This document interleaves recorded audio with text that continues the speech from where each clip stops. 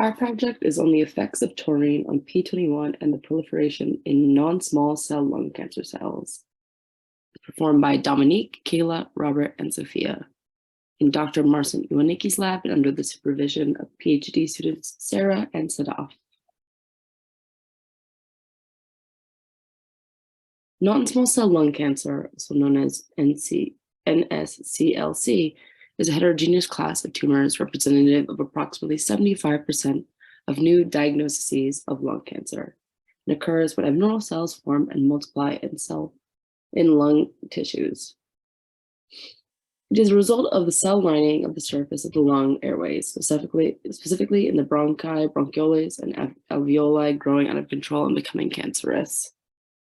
The P53 protein is located on the nucleus of the cells throughout the body, where it binds directly to DNA. When DNA in a cell becomes damaged by agents such as toxic chemicals, radiation, or UV rays from sunlight, the P53 protein plays a critical role in determining whether the DNA will be repaired or the damaged cells will undergo apoptosis. If the DNA can be repaired, the P53 activates other genes to fix the damage. If the DNA cannot be repaired, the P53 prevents the cell from dividing and signals to undergo apoptosis. By stopping cells with mutated or damaged DNA from dividing, P53 helps prevent the development of tumors.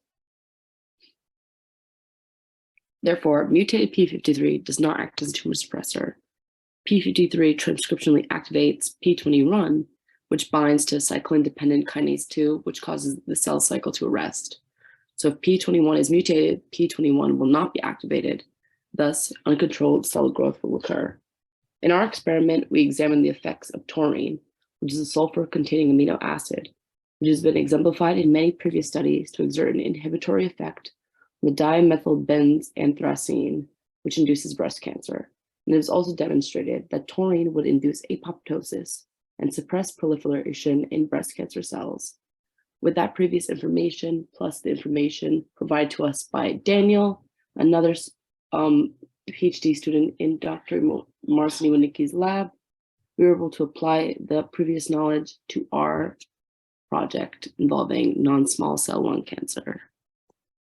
So our research question is, what is the effect of taurine on P21? Because we all have different mutations of P53, and we want to know how each one of them are affected.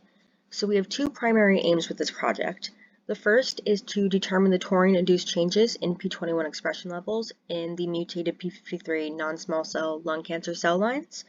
And our main approach for this will be Western blots, and we will be doing that by probing for P21. The second aim was to determine the role of taurine in lung cancer cell proliferation.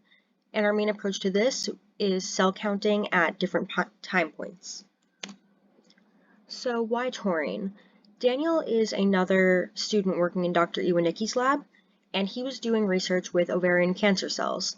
And his mass spectrometry results, which you can see on the right, showed that there was a very highly expressed transporter in ovarian cancer cells, and they weren't sure what it was for.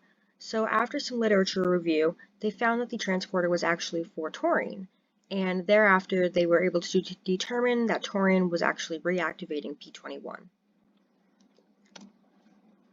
So our main materials for this experiment are the HT1299 cells, which are, again, non-small cell lung cancer cells that express different P53 mutations. These specific mutations are S241F, R175H, R249S, and R181H. We will also be using taurine, which is an amino acid that is essential for human beings to function. It's been shown to induce apoptosis in breast cancer cells and to prevent cell proliferation, but very little is known about its effect on lung cancer. And it's important to note that taurine differs from other amino acids because it has a sulfonate group instead of a carboxyl group, which you can see illustrated at the bottom of the screen. Here are the techniques we've utilized since starting our project. Focusing on cell culture maintenance, since cell culturing was used in all aspects of our project for both of our aims. We started off learning how to thaw our cells from the liquid nitrogen storage tank in the lab.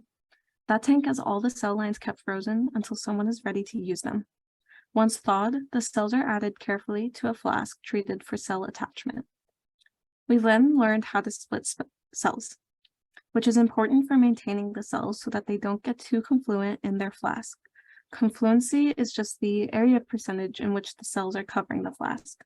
Cells can die at a high confluency from a lack of nutrients in the media, so it's important to split or passage them to prevent that from happening. It's also important to know how many cells you have so that you can plan appropriately for the next experiments. We learned to count cells manually under the microscope and automatically using the cell counting machine in the lab. We typically count automatically for our experiments. In order to monitor P21, we learned how to extract the proteins from the cell. We learned about the components of a lipid buffer and how to use the buffer to lyse the cells.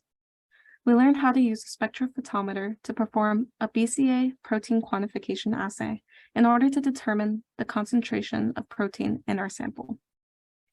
This was so we could plan appropriately for the Western blots afterwards. Here on the top right of the screen is a simplified procedure of how to do a Western blot, which is used to separate and identify proteins based on molecular weight. Here on the bottom right is a generalized procedure of how to do imaging, which in our project, we specifically did fluorescence imaging. Fluorescence imaging relies on molecules that fluoresce or emit light in specific wavelengths when exposed to the light of fluorescence microscopes. Using this type of microscopy, we can easily see the sample of interest and sort of block out everything else. In our case, we imaged the live cells. Here's a more detailed step-by-step of how we work toward our aim 1 of the project with Western blotting. The image on the right is our samples for the BCA assay we did to ensure we could properly perform the Western blots. We see the 2 dishes, one treated with taurine and one untreated.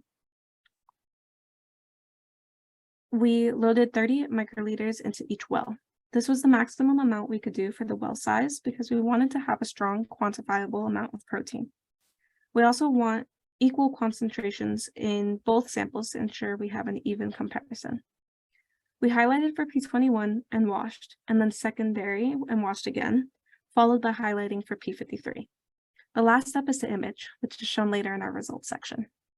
After learning some really important and impactful techniques and applying them in the lab, we were able to get results, data, and observations for our experiments. The first of which is here is the untreated Western blot for P21, where GAP-DH was used as a loading control.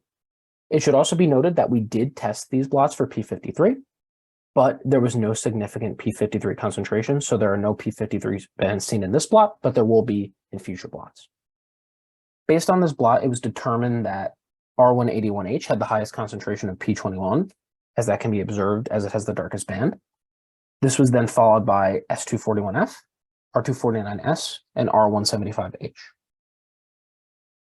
Moving on, we had the treated and untreated Western blots for P51 and tested for P53 with GAP-DH as a loading control. Part of our experiment was looking at previous data with ovarian cancer cells. These were used as a control, and they were treated with taurine as well.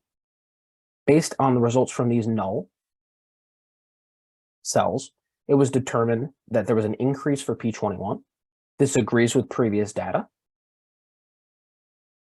In our mutant cell lines, this same increase was not seen, which would indicate that taurine does not induce P21 in these cell lines. This could be because of a loss of P53 protein expression in these cell lines that promotes additional programs that activate P21 in response to taurine. However, with the expression of mutant P53 proteins in these cell lines, this inhibits these programs.